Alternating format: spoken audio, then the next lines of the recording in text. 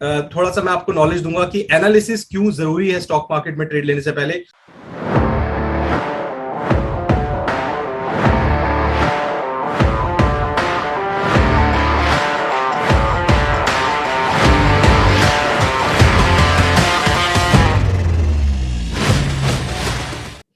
थोड़ा सा मैं आपको नॉलेज दूंगा कि एनालिसिस क्यों जरूरी है स्टॉक मार्केट में ट्रेड लेने से पहले। हम लोग कभी भी देखिए मार्केट में ट्रेड लेते हैं, हम लोग हमेशा इसी मंशा से ट्रेड लेते हैं, इसी हम लोग को हमारा व्यू पॉइंट यही रहता है कि हमें eight the end of the day profit चाहिए। देखिए प्रॉफिट कमाने के लिए एक छोटी सी मेहनत जरूर करनी चाहिए, एनालिसिस जरूर करनी चाहिए स्टॉक मार्केट में, चाहे वो आपका कुछ लोग फंडामेंटल एनालिसिस करते हैं तो कुछ लोग टेक्निकल एनालिसिस करते हैं। जो लोग day to day short term traders होते हैं उन लोगों के लिए टेक्निकल एनालिसिस काफी बेनिफिशियल रहता है। हाँ, जो लोग इन्वेस्टमेंट पॉइंट ऑफ व्यू से ट्रेड करना चाहते हैं, इन्वेस्टमेंट पॉइंट ऑफ व्यू से स्टॉक मार्केट में पैसा लगाना चाहते हैं, उन लोगों के लिए फंडामेंटल एनालिसिस काफी ज्यादा लाभदायक रहता है। तो दोनों एनालिसिस का अपना अपना रोल रहता है, ट्रेडिंग पॉइंट ऑफ व्यू से, इन्वेस्टमेंट पॉइंट ऑफ व्यू से। तो let's start with the fundamental analysis. First of all मैं आप लोगों को थोड़ा सा कंपैरिजन बताता हूं कि क्या कंपैरिजन होता है, फंडामेंटल एनालिसिस के किस तरह वे आउट में जाती है और टेक्निकल एनालिसिस के किस वे में जाती है।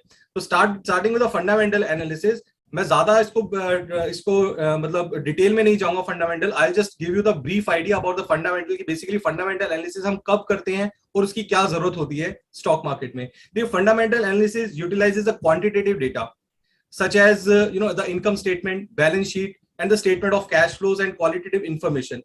सिंपल सी बात है, अगर हम लोग किसी भी कंपनी में long term point of view से इन्वेस्टमेंट करना चाहते हैं, हम लोग day to day routine life में भी सुनते हैं कि सर देखिए रिलायंस बहुत अच्छी कंपनी है, टीसीएस बहुत अच्छी कंपनी है, इन्फोसिस बहुत अच्छी कंपनी है, मगर वो अच्छी क्यों है? कोई ना कोई पीछे उसका लॉजिक जरूर रहा होगा कि अगर कोई भी कंपनी को रेटिंग मिल रही है, अच्छी फंडामेंटली स्ट्रॉन्ग कंपनी कहा जा रहा है, तो what is the reason behind that कि भैया हम इस कंपनी को स्ट्रॉन्ग क्यों कह रहे हैं, किस बेसिस पे हम लोग उसको स्ट्रॉन्ग या वीक हम लोग उसको डिफाइन करते हैं। तो बेसिकली स्ट्रॉन्ग और वीक जो डेफिनेशन होती है किसी भी कंपनी के पीछे, वो छुपी होती है फंडामेंटल एनालिसिस के ऊपर। अब फंडामेंटल एनालिसिस होता क्या, जैसे कि आप लोग मेरी अगर स्लाइड देख पा रहे हैं, it is basically utilizes the quantitative data such as income statement, balance sheet, statement of cash flows and the qualitative information such as the industry trend क्या चल रहा है, operations किस तरीके के हैं, मार्केट का बेसिकली उनका बिजनेस किस तरीके का चल रहा है, कितनी उसकी प्रॉफिटेबिलिटी है, कितना उसका रेवेन्यू है, कितना उसका प्रॉफिट आफ्टर टैक्स है जिसको हम एबिटा कहेंगे, पैट कहते हैं। तो हम लोग जब देखते हैं क्वार्टरली रिजल्ट्स कंपनीज अपने शो करती हैं, डिक्लेयर करती हैं जब, तो हम लोग इन कुछ इन इन इन टर्म्स के ऊपर हम लोग काफी फोकस करते हैं। तो ये टर्म्स बेसिकली आपको डिफाइन करके देती है कि किसी भी कंपनी के पीछे वो लॉजिक्स क्या है, क्या वो कंपनी प्रॉफिटेबल है, क्या उसका मैनेजमेंट अच्छा है, क्या उसकी गवर्नेंस अच्छी है, क्या जो बिजनेस वो रन कर रहे हैं वो कॉम्पिटिटिव है या नॉन कॉम्पिटिटिव है, कितनी उसकी मोनोपोली है। तो ये जितने भी एस्पेक्ट रहते हैं ये आपके फंडामेंटल एनालिसिस में जाते हैं, और ये सारी एनालिसिस करने के बाद हम लोग डिफाइन करते हैं या रेट करते हैं दैट पर्टिकुलर XYZ कंपनी और ABC company is fundamentally strong और fundamentally weak. So this is all about the fundamental. Fundamental हमेशा आपका long term point of view से हमेशा कारगर रहता है। कभी मार्केट गिरती है, हम लोग हमेशा क्लाइंट्स को ये सजेस्ट करते हैं कि सर उसी कंपनी में आप पैसा लगाइए जो बेसिकली फंडामेंटली अच्छी है, फंडामेंटल जिसके स्ट्रॉन्ग है, यानी कि प्रॉफिटेबिलिटी है उसकी अच्छी, पिछले क्वार्टर, पिछले 1 साल की, पिछले 2 साल की उसका रेवेन्यू ग्रोथ अच्छा है, उसका जो बिजनेस करने का तरीका है वो बहुत अच्छा है, कॉम्पिटेटिव मार्केट में सस्टेन कर रहा है। तो काफी सारे ग्लोबल फैक्टर्स काफी मैटर करते हैं। तो ये जितने लॉजिक्स होते हैं हम लोग फंडामेंटल एनालिसिस में यूज करते हैं। बट इसके ऑपोजिट अगर हम लोग शॉर्ट टर्म ट्रेडिंग कर रहे हैं, हमें डे टू डे फ्लक्चुएशंस के ऊपर हमें प्ले करना है, भाई सस्ते में खरीद ले महंगे में बेच दे, तो सिंपल सी बात है, अगर सस्ते में खरीदेंगे महंगे में बेचेंगे, at the end of the day goal हमारा प्रॉफिट कमाने का है। So this is how basically we define the fundamental analysis with the technical analysis. So fundamental analysis, what is its focus about? Let's go through with that. It basically the intrinsic value here, it basically by doing fundamental analysis the operations it is basically to derive the intrinsic value of the security। देखिए value और price में यही difference होता है कि company जिस price पे share उसका ट्रेड कर रहा है, क्या वो वैल्यू उसकी निकल के आती है कि वो हाईली मतलब अपना वैल्यू से ऊपर ट्रेड कर रहा है। तो ये जो हम लोग बेसिकली उसको टर्म देते हैं, that is term as intrinsic value which refers to basically the real market value of that particular company.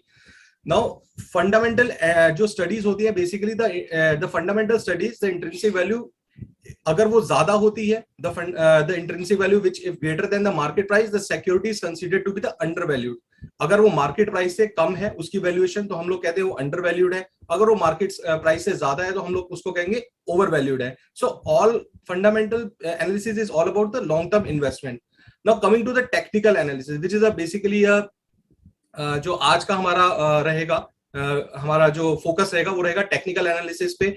और ये बेसिकली आपकी शॉर्ट टर्म ट्रेडिंग के लिए काफी ज्यादा इसमें बेनिफिट आपको मिलता है अगर आप इसको अच्छे से लर्न करते हैं, अच्छे से प्रैक्टिस करते हैं। बिकॉज देखिए, लर्न करके अगर हम लोग किसी चीज को बीच में छोड़ रहे हैं, प्रैक्टिस नहीं कर रहे, then there would be no use of learning new things in a financial market. तो what is technical analysis is all about, जैसे मैंने आपको बताया, टेक्निकल एनालिसिस आपको डे टू डे ट्रेडिंग में हेल्प करती है। चाहे वो शॉर्ट टर्म ट्रेडिंग हो, चाहे वो positional trading, for example medium term trading हो, यानी कि डिलीवरी बेस पे अगर मुझे 5-7 दिन के लिए, 15-20 दिन के लिए काम करना है, तो मैं टेक्निकल एनालिसिस को फॉलो करूंगा। हाँ, ऑब्वियसली बात है, मैं टेक्निकल एनालिसिस को उसी स्टॉक्स के ऊपर यूज करने की कोशिश करता हूं जो कि मेरी फंडामेंटली अच्छी कंपनीज होती हैं। So let's learn about what is technical analysis is all about, starting from the basics. Technical analysis is the attempt to forecast the stock price on the basis of the market derived data. The technicians और analyst और chartist, हम लोग कोई भी term use कर सकते हैं, usually look at the price, volume and the psychological indicators over the period of time. देखिए, जो टेक्निकल एनालिसिस होती है कि जिसको हम लोग कहते हैं चार्ट पैटर्न्स है, ये चार्ट पैटर्न बना तो ये हो सकता है, कोई भी चीज की को मतलब गेज करना, किसी भी चीज का हमें फ्यूचर प्राइस को निकालना, it's very hard task, right? And technical analysis is all basically done on the historical data. पिछले प्राइस पैटर्न को देखते हुए, हम लोग उसको फॉलो करते हुए ये जानने की कोशिश करते हैं कि आगे चल के इस प्राइस का क्या हम लोग ट्रेंड देख सकते हैं, यानी कि प्राइस यहां से गिर सकता है या प्राइस बढ़ सकता है। उसके लिए काफी पैटर्न्स होते हैं टेक्निकल एनालिसिस में, काफी सारे टेक्निकल इंडिकेटर्स होते हैं जो कि प्राइस को बेसिकली फॉलो करके आपको इंडिकेट करते हैं कि बेसिकली ये प्राइस यहां से ऊपर जा सकता है या नीचे आ सकता है। उन्हीं टेक्निकल इंडिकेटर्स और उन्हीं टेक्निकल ट्रेंड्स को हम लोग आज थोड़ा समझने की कोशिश करेंगे। So basically technical analysis is all about looking for the trends and the patterns in the data that indicate future price movements. जैसे मैंने आपको बताया future price movement क्या हो सकती है, we basically analyze the historical data and based on historical data we analyze the things to predict the future price trend of a particular stock or a particular asset class. So comparison एक बार करके देख लेते हैं, क्या fundamental analysis है, क्या हमारी technical analysis है। बेसिकली फंडामेंटल एनालिसिस, जैसे कि मैंने आपको बताया, it is a method of evaluating a security bye examining it's qualitative and quantitative for the purpose of deriving it's intrinsic value, right? And what is technical analysis is all about? Technical analysis is the study of market action primarily through the use of charts, जो कि हम लोग, कई लोगों ने day to day trades में terms सुनी होंगी कि चार्ट पैटर्न ये बन रहा है, चार्ट पैटर्न वो बन रहा है, चार्ट एनालिसिस पे ये ट्रेंड निकल के आ रहा है। तो technical analysis is all about reading the charts for the purpose of forecasting the future price trends. Now अब ये सारी एनालिसिस करने के लिए क्या क्या टूल्स की जरूरत पड़ती है? फंडामेंटल एनालिसिस में अगर हम लोग टूल्स की बात करें तो हमें जरूरत पड़ती है फाइनेंशियल स्टेटमेंट्स की, हमें जरूरत पड़ती है इंडस्ट्री न्यूज की, हमें जरूरत पड़ती है कॉम्पिटिटर्स परफॉर्मेंस की, कि मार्केट में जो दूसरे कॉम्पिटिटर्स हैं वो क्या कर रहे हैं, हमारी कंपनी की बैलेंस शीट्स किस हिसाब से, कितने हमारे पास लाइबिलिटीज हैं, कितना हमारा रेवेन्यू है, कितना हमारा इनकम जनरेशन है, कितनी हमारी प्रॉफिटेबिलिटी है। So these all aspects comes under fundamental analysis. And what is technical analysis? What are the tools basically which are used for technical analysis? It is the tools which are used are price, historical price. पिछले अगर मैं short term trading की बात करूं तो पिछले एक हफ्ते में क्या प्राइस मूवमेंट रहा, उसके बेस पे मैं कोशिश करता हूं टेक्निकल एनालिसिस को यूज करके, और कोशिश करूंगा जानने की कि आगे इसका क्या प्राइस ट्रेंड रहने वाला है। So it is all about forecasting the future price movement based on the historical data. What else we use in technical analysis? We use price के साथ साथ हम लोग यूज करते हैं वॉल्यूम को। अगर किसी भी स्टॉक में ब्रेकआउट या ब्रेकडाउन हम लोग टर्म्स सुनते हैं आता है, अगर उसमें वॉल्यूम्स नहीं है, अगर उसमें पार्टिसिपेशन नहीं है, डिमांड और सप्लाई कंपैरेटिवली कम है या कम ना के बराबर है, तो हम लोग उसको एक अच्छा ब्रेकआउट या अच्छा ब्रेकडाउन नहीं मानते हैं। तो किसी भी ब्रेकआउट और ब्रेकडाउन में जो सबसे दूसरी जरूरी चीज होती है वो देखी जाती है कि वॉल्यूम कितने हैं, पार्टिसिपेशन कितनी है, लिक्विडिटी कितनी है। So these are aspects comes under technical analysis. और अगर कोई लोग फ्यूचर एंड ऑप्शन में ट्रेड करते हैं तो उनके लिए open interest, option chain, flow data, तो ये सारी चीजें आपकी ऑप्शन ट्रेड के साथ मैच करती है, but not going to the option as of now because it's a very very huge topic to discuss as on. तो हम लोग सिर्फ टेक्निकल के ऊपर फोकस करेंगे आज। टाइम होराइजन क्या रहता है फंडामेंटल का? टाइम होराइजन रहेगा आपका लॉन्ग टर्म, जैसे कि मैंने आपको पहले बताया, लॉन्ग टर्म अगर इन्वेस्टमेंट करनी है तो we need to focus on fundamental analysis and basically technical analysis most of the time usually use for a short term trading.